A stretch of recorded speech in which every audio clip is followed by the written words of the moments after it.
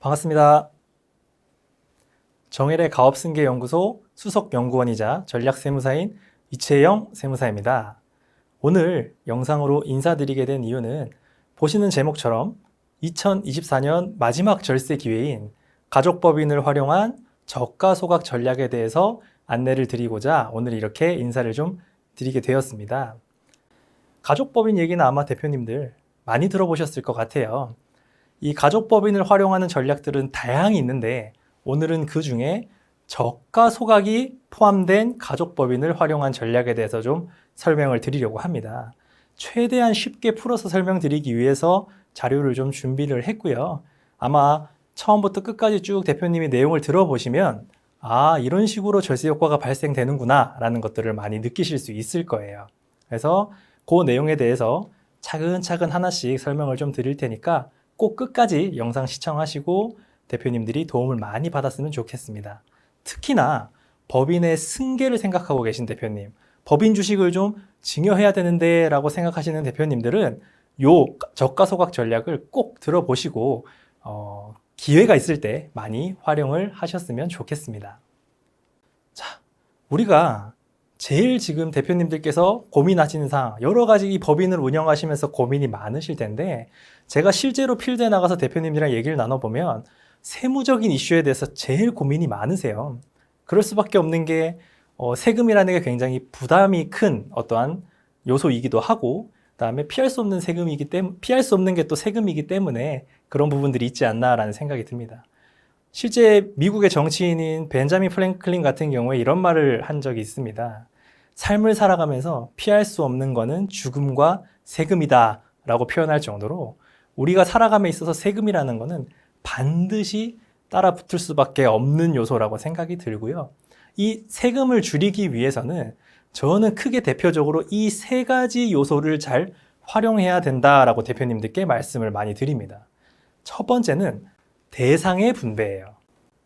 두 번째는 세목의 분배입니다. 세목의 분배라 하면 우리가 세금의 종류는 다양합니다. 개인이 내야 되는 세금이 있고 법인이 내야 되는 세금이 있는데 그런 세목을 잘 나눠서 절세 효과를 만드는 거예요. 세 번째 효과는 기간의 분배입니다. 똑같은 승계를 한다고 하더라도요. 1년 만에 끝낼 것인지 10년 동안 나눠서 할 것인지 이런 기간의 흐름에 따라서 세금적인 차이를 만들 수가 있습니다. 오늘 말씀드릴 전략인 가족법인을 활용한 저가소각 전략은요. 그중에 세목의 분배에 대해서 좀 집중을 하고 있는 내용입니다. 자, 세목의 분배라고 제가 설명을 드렸는데요. 대표적인 세금을 내는 납세자는요. 크게 개인과 법인으로 나눌 수 있습니다. 자, 우리가 개인이 내는 세금, 가장 대표적인 게 뭐가 있을까요? 종합소득세. 그리고 상속증여세.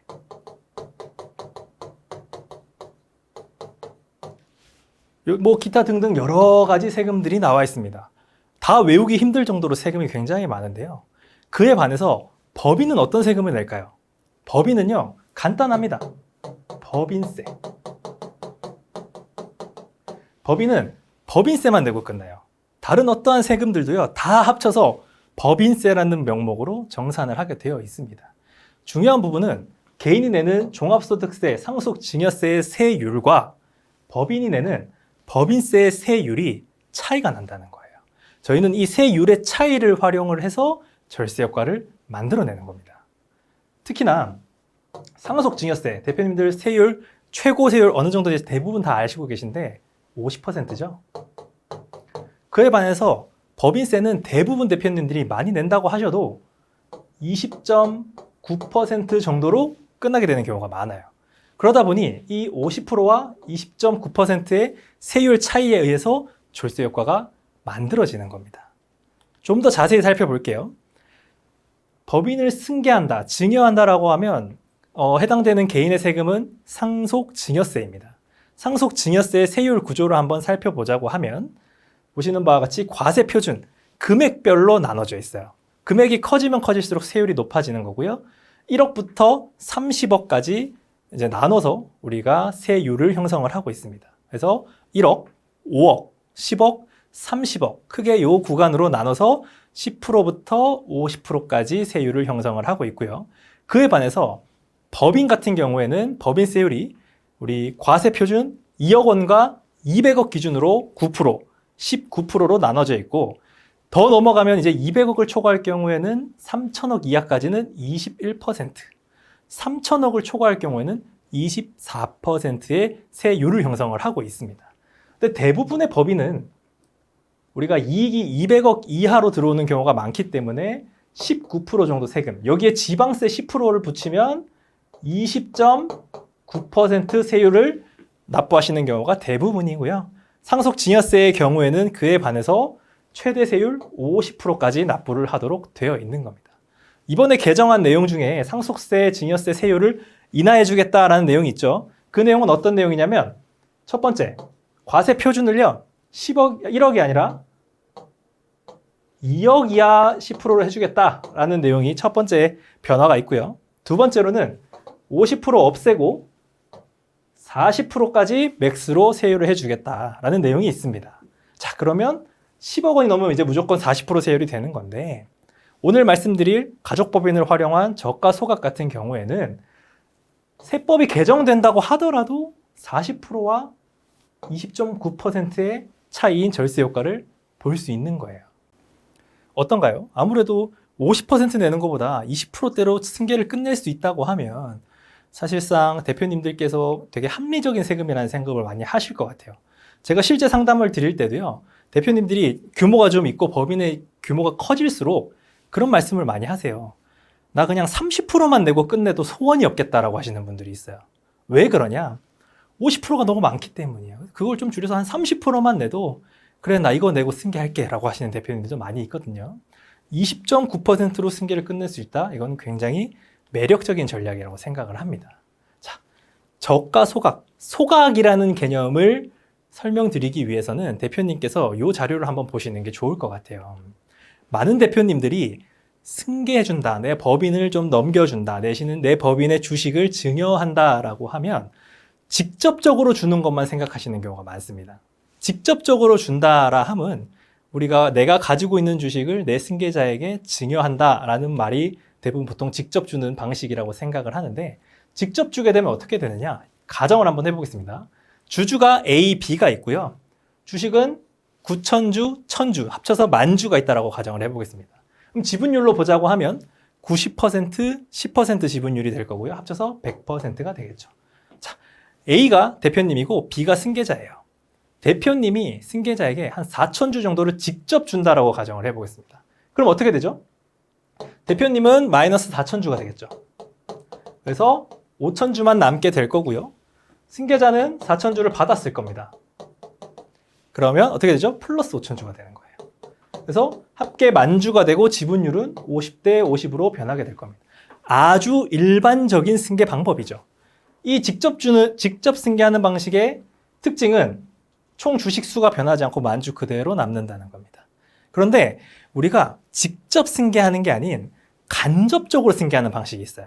그게 바로 주식을 소각하는 방법입니다. 주식을 소각해서 간접적으로 승계한다. 소각이라는 단어가 좀 낯선 대표님들도 많이 계시는데 어떻게 그런 게 가능하지? 밑에 표를 보시면 조금 이해가 도움이 되실 것 같은데요. 자, 똑같은 상황, 9,000주, 1,000주, 지분율 90%의 상황입니다. 여기서 소각, 우리가 소각한다는 얘기는 주식을 줄인다라는 얘기예요. 주식을 소각을 하는데 A, B가 모두 소각하는 게 아니라 A, 즉 대표님만 소각을 하고 승계를 받을 B는 주식을 그대로 들고 있는 거예요. 그러면 어떤 결과가 발생이 되느냐?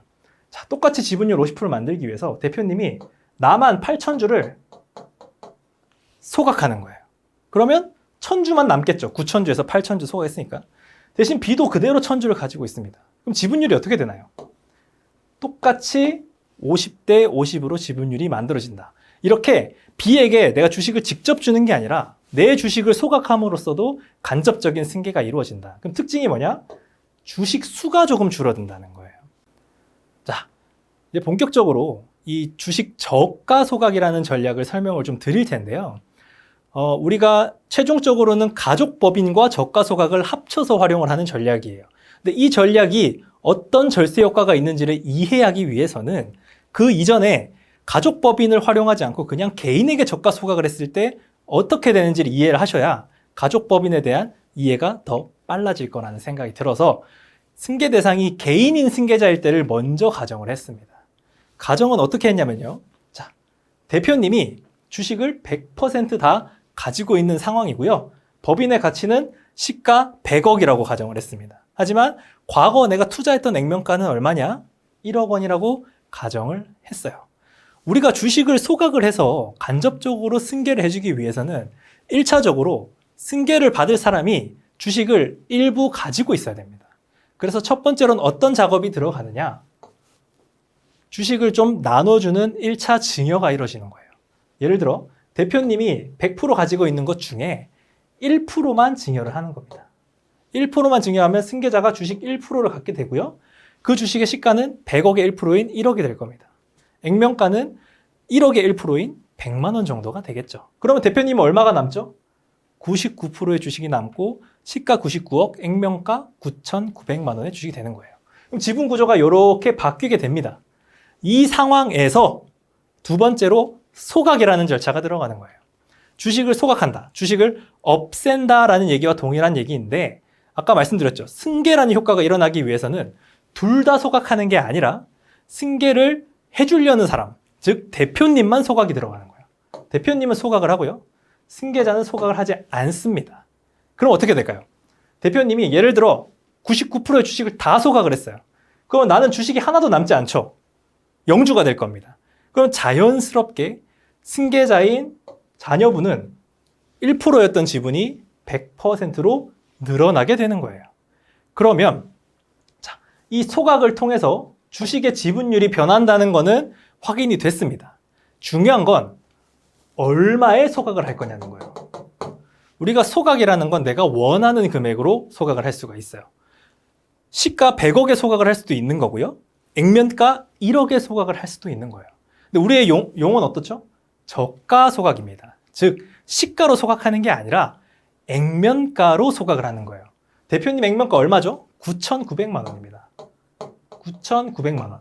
9,900만 원으로 소각을 하는 거예요. 그러면 법인 입장에서 한번 생각을 해보겠습니다. 이 법인이 이렇게 있는데 이 법인이요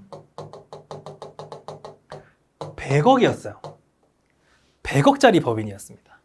근데 대표님이 주식을 소각을 하면서 9,900만 원을 가져갔어요. 그럼 법인은 얼마가 남죠? 99억 이렇게 남겠죠. 100만 원. 이 정도의 가치가 남는 거예요. 왜냐? 이런 거 1억이 안 되는 금액만 가져갔기 때문에 당연히 그렇게 남는 겁니다. 그러면 요 99억은 어디로 가나요? 당연히 나머지 주주에게 가겠죠. 나머지 주주에게 이 이익이 귀속됩니다. 지금 현재 상황에서 나머지 주주는 누구죠? 승계자, 승계 받을 사람이 100% 다 이 이익을 보게 되는 거예요. 그러면 어떤 결과가 발생이 되느냐?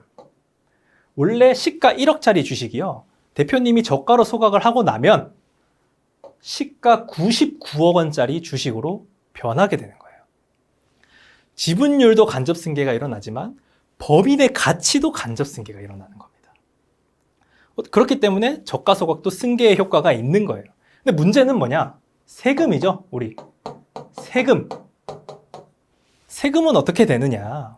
상식적으로 한번 생각해 볼게요. 1억짜리 주식을 갖고 있던 승계자가 99억이 됐어요. 얼마 이익을 받나요? 약 98억의 이익을 받습니다. 누가 그 이익을 줬나요? 대표님이 승계자한테 줬어요. 즉, 요 분여된 이익에 대해서 우리는 증여세를 냅니다. 증여세를 내고요. 이 증여세는 얼마를 내냐? 98억에 대해서 증여세를 내는 거예요. 그럼 얼마 정도 나오냐? 대략 44억 정도 증여세를 내는 겁니다. 자, 그러면 주식 저가 소각 전략, 절세 효과가 있는 전략인가요?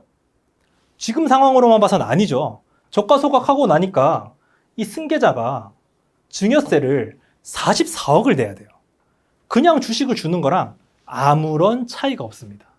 그렇기 때문에 승계자가 개인일 경우에는요, 아무런 절세 효과가 없는 게 이 주식 저가 소각 전략입니다. 조금 더 이해를 돕기 위해서 제가 숫자로 예시를 한번 만들어 봤습니다. 앞에 설명드린 내용이랑 똑같은 상황이에요. 보시면 우리가 소각전 주식수가 9,900주 100주에서 지분율 99대 1%를 제가 한번 만들어 봤고요.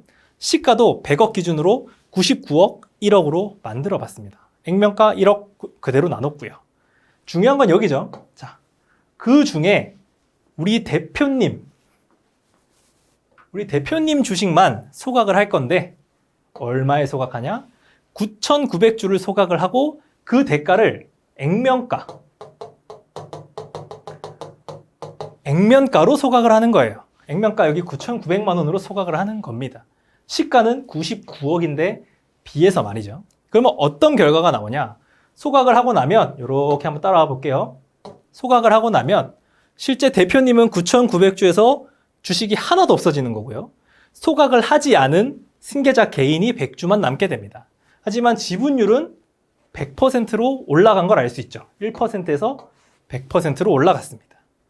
그러면 여기서 이제 승계가 발생이 된 거고, 내가 이 9,900에 소각한 후에 법인의 가치를 한번 생각해 보자고 하면 설명드렸다시피 99억이 남게 돼요. 1억 정도가 빠졌기 때문에.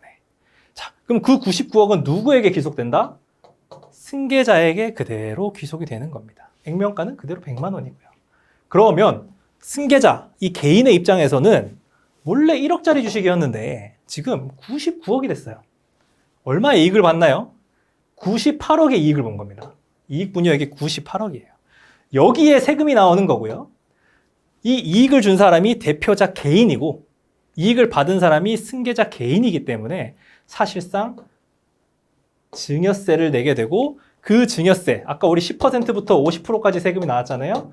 그걸 계산해 보면 약 44억이 조금 넘는 금액의 증여세가 나오게 된다는 겁니다. 즉, 저가 소각 전략이 개인일 경우에는 아무런 절세 효과가 없다라는 결론을 얻을 수가 있습니다. 하지만 승계 대상을 개인이 아니라 개인이 소유하고 있는 가족 법인으로 바꾸게 된다고 하면 여기서 상황이 좀 달라집니다. 똑같은 그림인데요. 그거를 이제는 승계자가 개인이 아니라 가족 법인이 승계한다라고 가정을 해보겠습니다. 우리가 실제로 펼칠 전략이 이 전략이 되는 거죠. 똑같은 상황, 시가 100억에 액면가 1억, 100% 주식을 가지고 있는 대표님께서 1차 증여를 합니다. 누구에게? 가족 법인에게 증여를 하는 거예요. 법인도 주식을 가질 수 있고요. 그 주식 1% 증여하고 나면 어떻게 되나요? 대표님은 99%, 시가 99억의 주식을 갖고 있을 테고, 가족 법인은 주식 1%만 갖게 되는 거예요. 시가 1억 원에 대해서. 이렇게 지분 구조를 만든 다음에 그 다음 똑같이 소각을 하는 겁니다. 대표님만 소각을 하고요. 법인은 소각을 하지 않는 거예요. 그러면 대표님은 주식을 소각했기 때문에 주식이 하나도 안 남게 되는 거고요. 가족법인 같은 경우에는 소각에 참여하지 않았기 때문에 지분율이 이렇게 100%로 변한다는 걸 볼 수가 있습니다. 여기서 승계 효과가 발생이 되는 거죠. 똑같은 이유로 우리가 시가로 소각하는 게 아니라 저가, 극단적으로 액면가로 소각을 하기 때문에 실질적으로 소각 후에 이 법인의 가치는 어느 법인? 승계법인. 맨 앞에 있는 승계법인의 가치는 99억이 남는다라는 거예요. 그 99억이 어디로 가죠? 그대로 가족법인이 그 이익을 본다는 겁니다. 요거까지는 개인이랑 똑같아요. 자, 99억의 이익을 봤어요. 누가 이익을 받나요? 이번에는 법인이 이익을 받습니다. 법인이 이익을 받죠. 법인은 아까 제가 처음에 설명드렸는데 세금을 어떤 세금을 낸다고 말씀을 드렸나요? 법인은요, 법인세만 내요. 법인세만 내고 끝납니다. 법인세는 어떻게 되죠? 9%, 19%. 지방세 포함해도요, 9.9%, 20.9%의 세금만 내는 거예요. 그러면 아까 우리가 증여세 낼 때는 50% 세율 44억이 나오는데 법인세를 내면 얼마 정도 내냐? 약 한 20억. 20억만 내고 세금이 끝난다라는 거예요. 그래서 똑같은 전략을 펼쳤는데도 주주를 가족 법인으로 하는 거냐 아니면 승계자 개인으로 하는 거냐에 따른 차이가 이렇게나 발생이 된다는 겁니다. 그리고 이 가족 법인 만들 때 주주를 누구로 하나요? 당연히 승계받을 이 승계자로 하겠죠. 승계자로 우리가 가족 법인을 만드는 거예요. 그러면 요 법인을 승계자가 지배를 하고 가족 법인을 승계자가 지배하고 그 가족 법인이 승계 법인을 지배한다라고 하면 사실상 간접적으로 이 승계 법인을 다 지배하게 만드는 거고 그거에 대한 세금은 법인세만 낸다. 얼마? 20억 정도? 100억 기준 20억 정도 법인세만 내고 끝난다라는 거예요. 그 다음 다른 세금을 전혀 내지 않기 때문에 절세 효과가 큰 전략이다라고 말씀을 드리는 겁니다. 하지만 제가 처음에 뭐라고 말씀드렸죠? 2024년 마지막 절세 기회라고 말씀을 드렸습니다. 왜 그런 말씀을 드렸냐면 우리가 얼마 전에 세법 개정안 발표된 거 아시죠? 그 상속세 개정 때문에 논란이 아니라 이 이슈가 화두가 많이 되고 있는데 그 개정안 내용 안에 이번 전략에 대한 개정안이 포함이 된 내용이 있었어요. 그래서 25년이 지나고 나면 이제는 법인세만 내는 게 아니라 여기에 증여세를 또 내겠다라고 법이 개정된 거예요. 그러면 이제는 법인세 20%, 증여세 50%, 두 개 세금 내면 절세 효과가 전혀 없어지는 거잖아요. 그래서 25년부터는 이 전략이 이제 절세 효과가 없는 전략이 되어버렸습니다. 달리 얘기하면 24년이 가기 전에 이 전략을 우리가 많이 활용을 해야 되는 전략이다라고 이제 어떻게 보면 저는 말씀을 드리고 싶어요. 잠깐 필기한 거 지우고 그럼 어떤 개정이 이루어지는 건지 간단하게 설명을 좀 드리겠습니다. 네, 어떤 개정이냐? 이 앞에까지는 다 똑같아요. 우리가 앞에까지는 다 똑같이 되는데 여기 법인세까지는 다 똑같습니다. 근데 법인이 여기 보시면 아까 99억 이익을 본다고 했죠. 법인이 99억 이익을 봤어요. 법인이 이익을 봤다는 얘기는 어떻게 보면 이 법인의 주주도 이익을 봤다라고 표현을 할 수 있을 것 같습니다. 왜냐? 이 법인을 주주들이 다 지배하고 있기 때문이죠. 근데 이 이익을 준 이익의 부녀자가 누구죠? 대표님이에요. 그럼 어떻게 되나요? 사실상 대표님은 법인한테 이익을 준 거지만 그 이익이 그 주주인 자녀한테 준 거랑 다를 게 없지 않냐라는 거예요. 그렇기 때문에 99억에 대해서 법인세를 내지만 추가로 이 부분에 대해서 증여세도 내야 된다. 증여세도 내야 된다라는 얘기인 거예요. 이걸 우리가 법령으로는 특정 법인과의 거래를 통한 이익의 증여라는 규정이 있습니다. 그 규정에 따라서 증여세를 내야 된다라는 거예요. 특정 법인과의 거래를 통해서 이익을 부여했다라는 겁니다.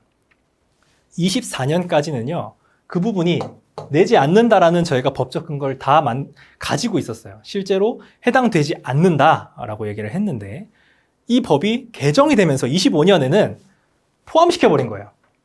그래서 이젠 더 이상 불가능한 전략이 됐다라는 게 이 지금 가족법인을 활용한 저가소각 전략의 핵심입니다. 똑같이 제가 숫자적인 예시로 다시 한번 설명을 드릴게요. 지금 보시면 상황은 똑같습니다. 아까 우리가 만든 거랑 똑같이 했대. 주주만 달라요.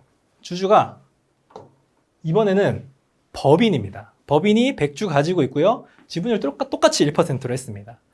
똑같이 흘러와서 소각 주식수도 똑같이 9,900만 원 소각을 하는 거고요. 소각 끝나고 나면 지분율이 어떻게 되죠? 100% 되는 것까지 똑같아요.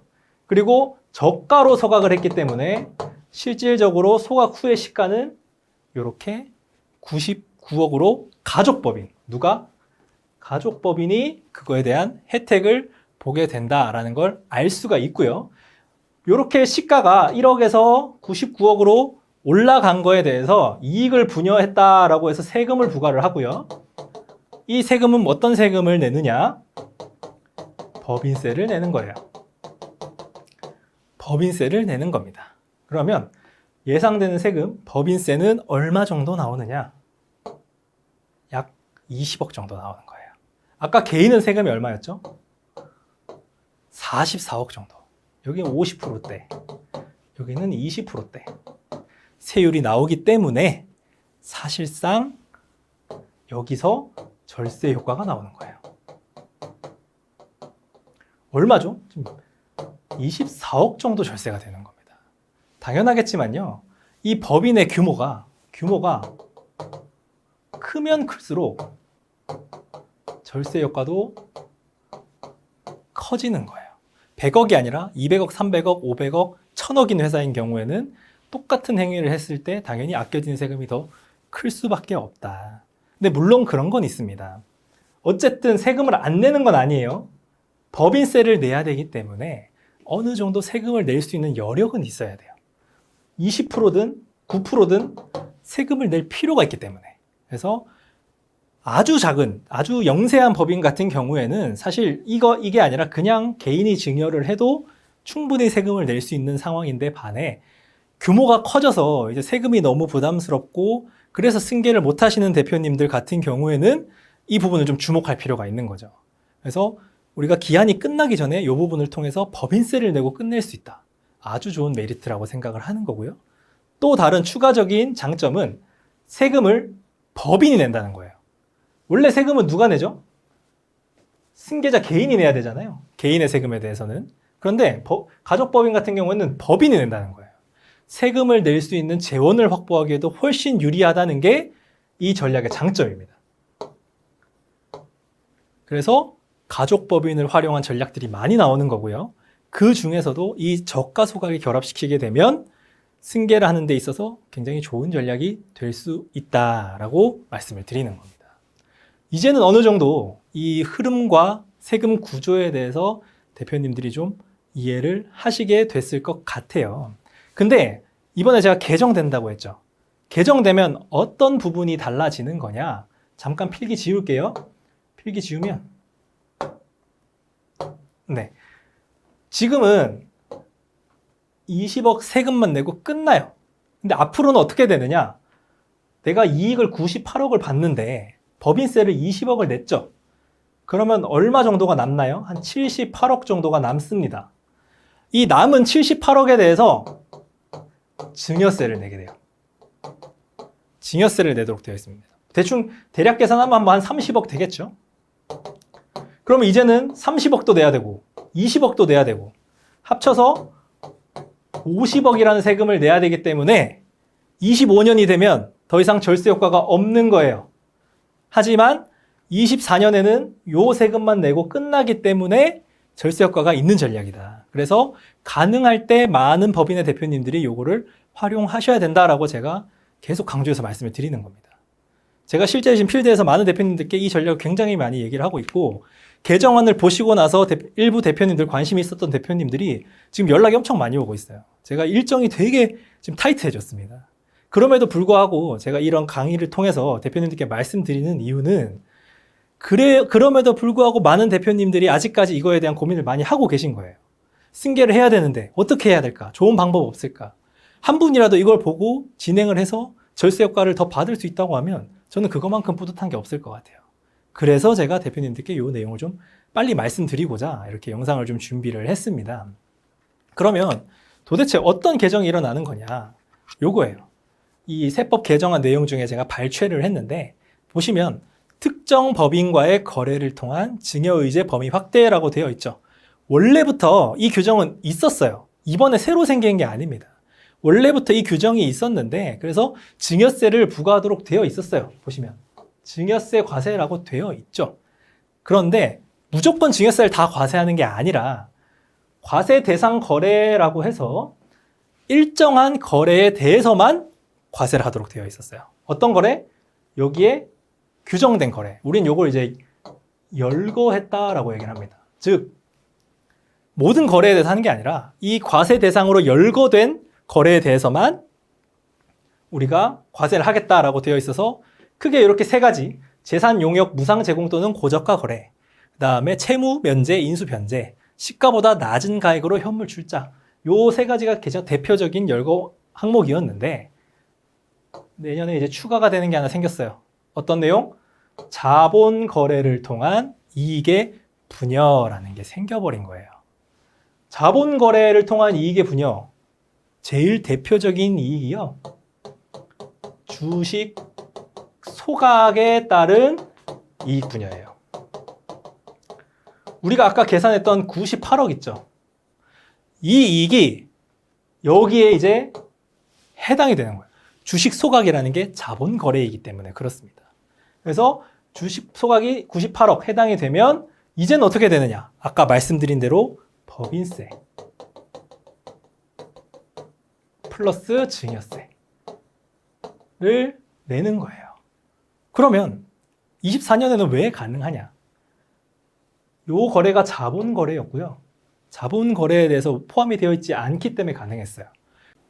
이렇게 이제 개정안이 나오게 되면서 이제는 더 이상 활용할 수 없는 전략이 되었다라고 말씀을 드렸고, 왜 24년에 가능하다라고 말씀을 드렸냐면 요 적용 시기예요.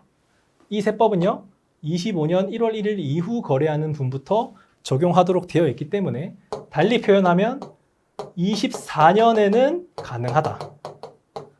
근데 25년 이후부터는 불가능하다라고 말씀을 드리고 있는 거예요. 자, 그러면 24년까지면 지금 이 영상이 올라갈 때가 8월이거든요. 8, 9, 10, 11, 12 5개월 남았네. 5개월 남았네. 아직 좀 내가 고민하고 조금 할지 말지 결정할 의사결정 시간이 생각보다 꽤 남아있네 라고 생각하실 수 있는데 아니에요. 우리가 이 저가소각, 가족법인을 활용한 저가소각을 하려면 뭘 해야 되냐면요. 소각해야 되죠. 소각 절차를 해야 되고요. 증여 절차를 해야 됩니다. 증여 절차를 해야 되고 또 뭘 해야 되냐. 법인을 세워야 돼요. 법인이 있어야 활용을 할 수 있으니까. 법인도 설립해야 되고 증여도 해야 되고 소각도 해야 됩니다. 이것만 하더라도요. 최소 2달. 최소 2달이 걸립니다. 근데 이게 끝이 아니에요. 절세 효과가 큰 전략들은요. 반드시 그 전에 법인만의 스토리, 이 법인의 어떠한 방향성을 잘 판단하고 작업을 해야 돼요. 그래서 사전 검토. 저는 컨설팅을 드릴 때요. 여기는 그냥 실행이에요. 실행. 누구나 할 수 있는 전략입니다. 전문가들 여러 써서 하면 돼요. 법무사, 간평사, 변리사 필요한 부분 쓰면 됩니다. 하지만 가장 중요한 건 그 전에 사전 검토라고 생각을 합니다. 이 법인이 앞으로 어떻게 방향성을 잡아갈 건지 장기적으로 플랜을 세우고 작업을 진행해야 되는데 그런 거 없이 단순히 그냥 이 작업만 하게 된다? 그럼 어떤 문제가 생기냐면요. 나중에 소명에서 문제가 생겨요. 왜 했는데? 어떤 식으로 했는데? 이런 것들에 대한 부분에 1차적인 문제가 생길 수 있고 2차적으로는 나는 원래 이렇게까지 100% 주식 다 줄 생각이 없었는데 좋다고 해서 그냥 무심결에 100% 다 줘버린 거예요. 그러고 나서 이제 되돌아봤더니 은행권에서 지분율이 왜 이렇게 낮아졌다니 여러 가지 문제들을 막 이제 발생이 되는 거예요. 그러면 이제 컨설턴트 욕을 합니다. 야, 이런 거 왜 얘기 안 해줬어?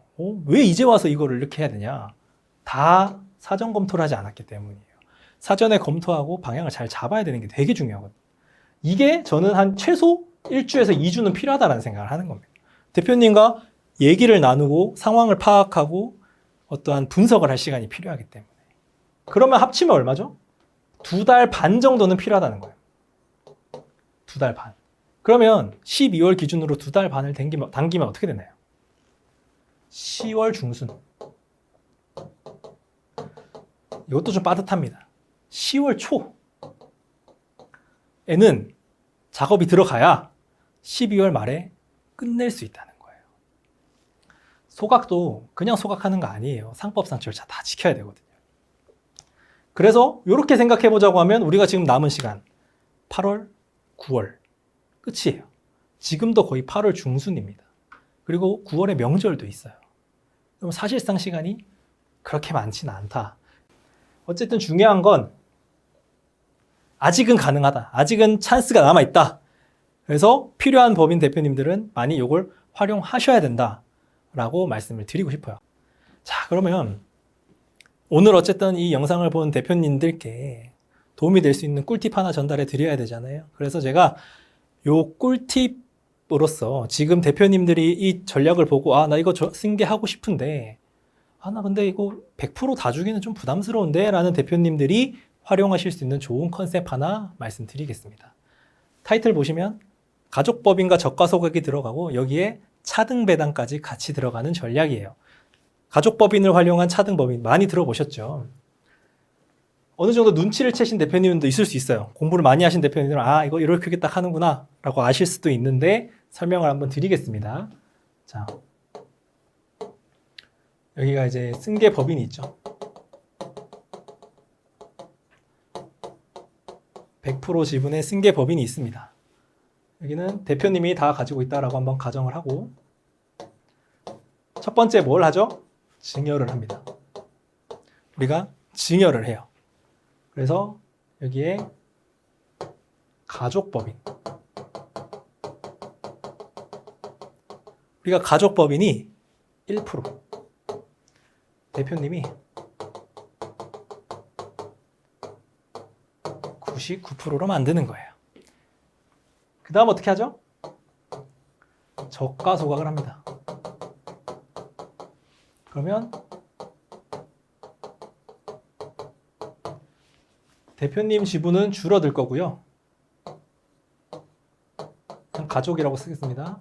이 가족법인 같은 경우에는 대표님 지분을 줄이고 가족법인 지분을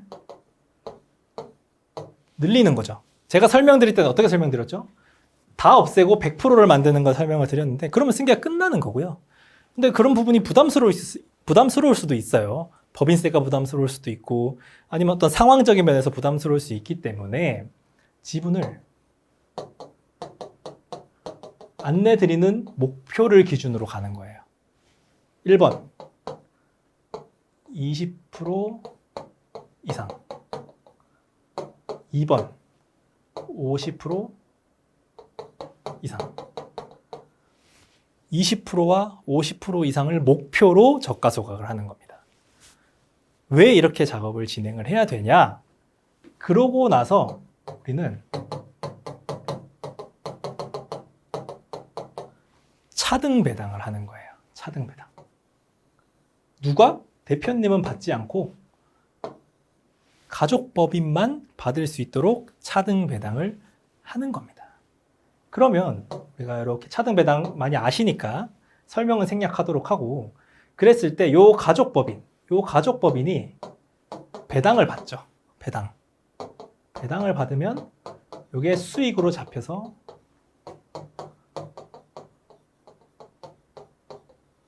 법인세를 내야 됩니다. 요건 다 아시는 거예요. 근데 법인이 배당을 받을 때는 일부 배당에 대해서 요 수익에 대해서 감면을 해주는 제도가 있어요. 수입배당금, 입금불산입 제도 많이 들어보셨죠? 라고 해서 감면을 해주는 제도가 있는데 그 감면을 해주는 기준이 이 지분율이에요. 지분율을 몇 % 이상 가지고 있느냐에 따라서 이 감면율이 달라집니다. 이따 뒤에 설명을 드릴 텐데 그렇기 때문에 20% 이상, 50% 이상을 만드는 이유는 우리가 이렇게 만들어 놓고 이제 승계법인으로부터 차등 배당을 하는 거예요. 그럼 가족법인의 재원이 생기겠죠? 이걸로 또 다른 승계 전략을 가져갈 수 있도록 활용을 하는 교두보 역할을 하는 거예요. 100% 다 줄 수 있는 것도 굉장히 좋은 혜택이지만 상황에 따라서는 지금 다 100% 줄 수 없는 법인들도 많단 말이에요. 그럴 때에는 우리가 좀 더 장기적으로 봐서 5년, 10년 이상의 장기적인 플랜으로 봤을 때 일정 지분율을 유지하는 것도 좋은 전략이 될 수 있다. 그래서 저가소각을 무조건 다 해야 된다라는 개념이 아니라 어떠한 목표하는 지분율만큼으로도 활용을 할 수 있다는 게 이 전략의 특징이다라는 겁니다. 자, 그럼 법인의 수입배당금, 입금불산입 규정이 어떤 규정이냐? 23년에 개정이 됐어요. 그 뒤로 이 차등 배당이 참 주목을 많이 받았습니다. 왜냐? 혜택이 크기 때문이에요. 과거에는요, 비상장 법인 같은 경우에 어떤 식으로 감면, 이게 감면율이라고 생각하면 돼요. 감면. 과거에는 어떻게 했냐? 지금 보시면 20%, 이렇게 50%, 20% 기준으로 20%, 50% 기준으로 입금 불산임률을 정하고 있고 과거에는 이렇게 30, 50, 100% 이렇게 되어 있었어요. 과거는 중요하지 않죠. 현재 지금은 어떻게 되어 있느냐? 지분율 똑같아요. 20%, 50%를 기준으로 하고 있고요. 입금 불산임률을 보시면 20% 미만일 때는 똑같이 30%예요. 똑같이. 그런데 20% 이상이 되는 순간 입금 불산임률이 80%가 됩니다. 80%가 되고요. 50% 이상이 될 경우에는요. 100%가 돼요. 그러면 세금을 안 낸다라는 얘기예요. 여기도 20%에 대해서만 세금을 낸다는 거예요. 아주 유리한 상황을 만들 수가 있겠죠. 그래서 제가 아까 앞에서 말씀드렸다시피 가족법인의 그 어떤 지분율의 구성을 20% 이상, 50% 이상을 목표로 저가서각을 해두게 되면 그 이후 배당을 받는 거에 대해서도 유리할 수 있고요. 예를 들어 승계법인을 내가 나중에 팔았어요. 그러면 그 판돈이 주주들한테 배분이 되겠죠. 그럴 때에도 유리한 상황을 만들 수가 있다라는 거예요. 그러면 자연스럽게 그 돈이 자녀한테 흘러가게 우리가 만들어 줄 수가 있는 거죠. 그래서 이 가족법인을 활용한 저가 소각 전략이요. 승계를 위해서 작업을 하는 것도 맞지만 법인 잉여금을 좀 엑시트하기 위해서 잉여금을 자녀들에게 분산하기 위해서도 충분히 활용할 수 있는 전략이라는 겁니다. 그래서 많은 어떤 법인들이 꼭 승계뿐만이 아니라 법인을 활용한 다양한 컨셉을 만들기 위해서 교두보 역할로서도 충분히 활용할 수 있다. 그래서 제가 사전 검토가 굉장히 중요하다라고 말씀을 드리는 거고요. 또한 그 상황, 사전 검토 안에서 그런 방향을 잡을 수 있는 그런 거는 컨설턴트의 역량이에요.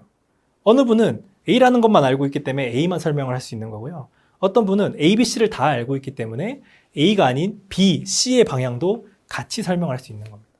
어떤 컨설턴트가 더 우수한 컨설턴트라고 생각이 드시나요? 당연히 A뿐만 아니라 B, C의 방향을 잡아갈 수 있는 컨설턴트가 훨씬 유능한 컨설턴트라고 저는 생각을 합니다. 그게 대표님에게도 더 도움이 될 수 있는 내용이라는 생각이 드는 거고요. 그래서 사전 검토가 굉장히 중요하다라고 저는 말씀을 드리고 싶어요. 자, 이렇게 쭉 제가 가족법인을 활용한 저가 소각 전략에 대해서 이렇게 전반적인 흐름과 어떤 절세 구조 이런 것들을 개인과 법인을 좀 비교하면서 설명을 드렸고, 그리고 실제 개정안에 따른 어떠한 이제 마감 기한이라는 게 생겼다는 부분까지도 어느 정도 말씀을 드렸어요. 그래서 결론을 한번 정리해보자라고 하면 첫 번째, 우리 이 가족법인을 활용한 저가소각 전략의 장점이 뭐냐?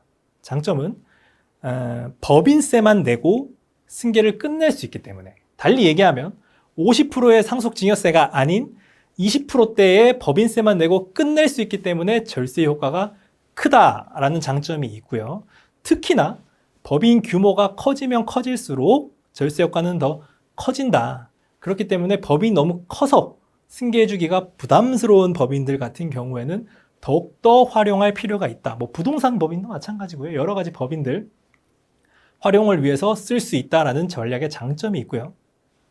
두 번째로는 우리가 법인 승계를 생각할 때 어떤 그 가업 승계 제도를 활용하려고 하시는 대표님들도 많아요. 가업 승계 제도가 안 좋은 제도라고 말씀드리는 건 아닙니다. 다만 이런 제도를 받을 때에는 항상 사후 관리가 따라와요. 내가 그 승계를 받기 위해서 몇 년간 지켜야 하는 어떠한 사후 관리 요건들이 있습니다. 하지만 요 저가 소각 전략은 사후 관리가 없어요. 소각하고 나면 세금 내고 그걸로 끝입니다. 더 이상 내가 뭘 더 지켜야 되고 주식을 유지해야 되고 그런 요건이 없기 때문에 어떻게 보면 마음의 짐을 좀 덜고 승계를 끝낼 수 있다는 장점도 굉장히 좀 큰 장점이라고 생각을 하는 거예요.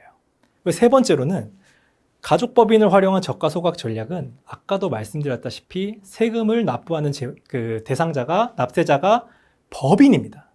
그렇기 때문에 개인이 돈을 만들어서 세금을 내는 것보다 법인이 돈을 만들 수 있는 방향이 더 많아요. 그래서 세금의 재원을 확보하는 것 또한 용이하게 만들 수 있다라는 게 제가 오늘 말씀드린 저가소각 전략의 장점 3가지를 한번 요약을 해봤습니다. 그리고 그러면 이 가족법인 저가소각의 중요한 포인트, 오늘 꼭 놓치지 말아야 할 포인트는 뭐가 있냐? 첫 번째, 2024년 세법 개정에 따른 그 개정이 적용되기 전에 이 내용을 반드시 활용해야 한다라는 부분이 아주 중요한 포인트가 될 수가 있는 거고요. 두 번째로는 절세 효과가 크다는 얘기는 그만큼 소명의 의무도 크고 소명이 나올 가능성이 아주 높다라는 말과 똑같습니다. 그렇기 때문에 반드시 세무 전문가를 통해서 사전 검토를 받으셔야 돼요. 대표님 세금 몇십억, 많게는 몇백억 아끼는 플랜인데 그거를 어떤 전문가의 검토를 받지 않고 스스로 진행을 하시다가 만약에 문제가 되면 그 세금 다 토해내야 되는데 그거에 대한 리스크가 얼마나 클까요? 그렇기 때문에 이 작업을 진행하기 전에는 반드시 전문가의 검토를 받으셔야 되고 그걸 토대로 작업을 진행하셔서 문제없이 마무리되는 거. 저는 컨설팅의 가장 중요한 건 문제없이 마무리되는 거라고 생각합니다. 그 부분을 꼭 염두에 두시고 대표님께서 어떠한 전략을 고민해 보시는 게 맞을 거라는 생각이 들고요. 마지막 세 번째 포인트는 어떤 거냐면 저가소각 전략이 아무리 좋은 전략이고 절세 효과가 크다고 하더라도요. 그 법인이 나아갈 방향성에 맞지 않게 저가소각을 해서는 안 된다라고 생각을 합니다. 그렇기 때문에 내가 법인을 앞으로 어떻게 운영을 해 나갈 것이며 변수는 생길 수 있겠지만 그리고 어떠한 상황에 대해서 만약에 내가 이걸 100% 다 줬을 때 문제는 없는지 아니면 20%, 50% 줬을 때 문제는 없는지 이런 법인의 방향성에 맞는 맞춤형 개별 전략을 수립해야 된다라는 게 되게 중요한 포인트가 될 수 있다라고 말씀을 드리고 싶습니다. 저희가 이 작업을 진행을 하면서 뭐 소명도 진행을 해보고 여러 가지 이제 이 작업들을 이제 프로세스를 진행을 하다 보니까 되게 좋은 전략이긴 하지만 굉장히 예민한 전략이구나라는 것 또한 많이 느껴져요. 저희도 어떠한 작업을 진행을 할 때 그냥 무심코 툭 대표님께 진행해드리고 나중에 그거를 수습 못하게 만들고 그렇게 일을 하지는 않습니다. 그런 부분이 나중에 어떻게 보면 나는 더 대표님을 위해서 대표님께 가장 좋은 게 어떤 걸까를 찾았는데 정작 그것 때문에 대표님이 피해를 입게 되고 그러면 그것 또한 제 마음이 불편해서 저 또한 이제 그런 부분을 견디지 못하는 그런 좀 스타일이기는 한데요. 그래서 저는 최대한 보수적으로 접근을 많이 합니다. 최대한 리스크적인 부분을 많이 배제하고 좀 보수적으로 대표님들께 접근하고 설명드리고 실행을 하자고 권해드리는 편이에요. 저는 좀 그런 편입니다. 어떤 대표님은 그런 부분에 있어서 되게 좋게 생각해 주시는 대표님들도 있고요. 중요한 건 각 법인별로 이런 상황에 대해서 저희가 가이드를 도와드릴 거고 그에 따라서 늦지 않게 마무리할 수 있도록 이런 작업들을 많이 도와드리려고 지금 노력을 하고 있습니다. 물론 이제 이거 강의를 들으시고 어떤 대표님께서는 저희에게 또 상담을 한번 받아보고 싶다 하시는 대표님들도 있을 것 같아요. 요청을 해주시면 저희가 최대한 시간을 쪼개서 대표님들을 최대한 많이 만나뵐 수 있도록 저희가 준비를 할 텐데 많은 미팅을 최대한 할 수 있도록 제가 어떠한 시스템적인 부분들을 저희 자체적으로 또 많이 고민을 하고 있습니다. 그래서 관심 있는 대표님들 언제든지 이런 부분에 대해서 미팅 들어보고 싶고 우리도 진행해보고 싶다라고 하시면 언제든지 연락 주시면 저희가 최대한 대표님들께 최대한 많은 부분들을 설명드리고 도움 드릴 수 있도록 노력을 많이 하겠습니다. 오늘 이 내용에 대해서는 여기까지 설명을 드리고요. 앞으로 또 좋은 전략, 그 다음에 새로운 어떤 컨셉 내지는 어떤 새로운 이슈들이 발생된다고 하면 또 그거에 맞는 강의를 준비해서 또 다시 한번 인사드리도록 하겠습니다. 그럼 오늘 여기서 이 내용을 마치도록 하겠습니다. 감사합니다.